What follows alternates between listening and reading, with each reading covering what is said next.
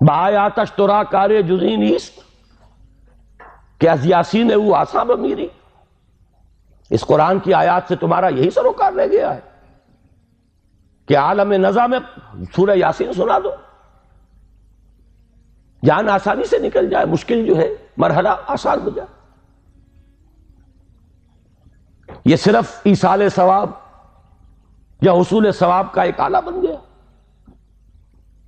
کیا کر رہے ہیں اس قرآن کے ساتھ؟ اس کی قدر و قیمت کا کیا اندازہ ہم نے کیا؟ بہرحال جو بھی ربع صدی لگائی ہے آپ کے شہر لاہور میں، سن 65 میں منتقل ہوا تھا، یہاں 90 آ گیا ہے. اب تو ربع صدی میں تو کوئی کمی نہیں رہی. اور پہلی جو 2 تقریریں کی تھی مسلمانوں پر قرآن مجید کے حقوق، کہ سوچو صدر ایوب کا دور تھا، وہ جشن منایا گیا تھا، 1400 سالہ جشن نزول قرآن. اور وہ بھی اصل میں ایک بڑی یوں سمجھیے کہ ہوشیاری کا کام تھا. بہت قسم کے جشن منتے تھے، جشن مہران، جشن فلاں، رقص و موسیقی. تو انہوں نے سوچا کہ مولویوں کو بھی رشوت کے طور پر ایک جشن دے دو، الاٹ کرو. 1400 سال ہو گئے، لہذا قرآن کو سونے کے تار سے لکھو. ایک تو یہ کام، اور دوسرے یہ کہ قرات کی محفل منعقد کرو.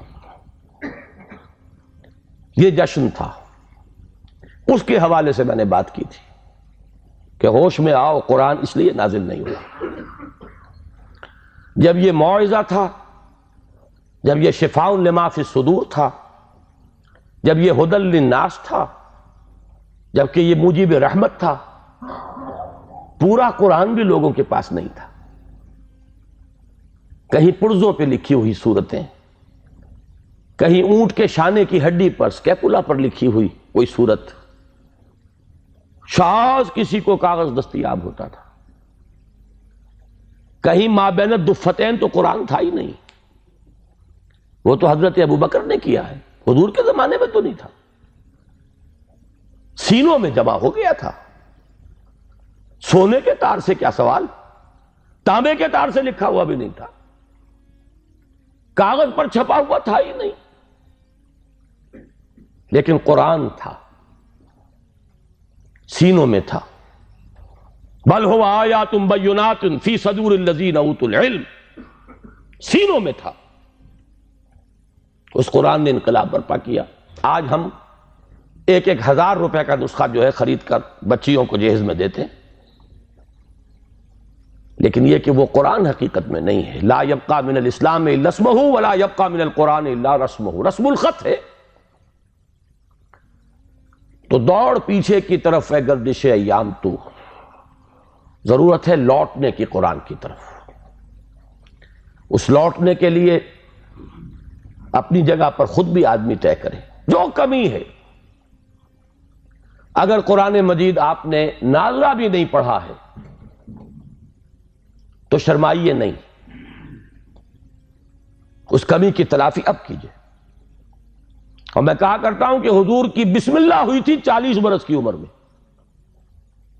جب قرآن کی پہلی آیت نازل ہوئی ہے اور حکم ہوا اقرا، آپ نے یہ کہا تھا ما انا بقاری، میں تو پڑھنے والا نہیں ہوں، پڑھا ہوا نہیں ہوں. 40 برس کی عمر تھی تب قرآن پڑھنا شروع کیا. It's never too late. قرآن پڑھیے، قرآن سمجھیے، قرآن پر عمل کیجئے. اگر اللہ نے آپ کو فہم کی ایک بلند تر سطح پر، ہائر لیول آف کانشسنس پر فائز کیا ہے، اسی لیول کے قرآن کو پڑھیے. یہ ایک قرآن نہیں ہے، اس میں ہزاروں قرآن ہیں. ہر شعور کی سطح کا ایک قرآن اس میں علیحدہ موجود ہے، اور ہر دور کی علمی سطح پر، اس کے افق پر ایک خورشید تازہ کے مانند یہ قرآن طلوع ہوگا. لیکن ضرورت ہے اس میں لگنے کی، کھپنے کی، اس میں ڈوبنے کی، اس میں غوطہ زنی کی. قرآن میں ہو غوطہ زن اے مرد مسلمان. اس سے ذرا آگے بڑھیے. اللہ نے دولت دی ہے، لگائیے اس کام میں. اور اللہ نے اولاد دی ہے جو سب سے بڑا ایسٹ ہے انسان کا، جو اصل صدقہ جاریہ ہے. تو لگائیے اس کام میں. ابھی میرے ایک بڑے عزیز دوست، بڑی قدر ہے میری نگاہ میں ان کی، ایئر فورس میں بڑے اونچے مقام پر ہیں. وہ فرما رہے تھے کہ میں نے اپنے بعض عزیزوں سے یہ کہا کہ قرآن کالج میں بچوں کو داخل کرائیں، لیکن معلوم ہوا کہ آپ کے ہاں تو وہ اردو میڈیم ہے. اب اونچی سوسائٹی وہ تو اردو میڈیم میں اپنے بچے کو نہیں بھیجے گی،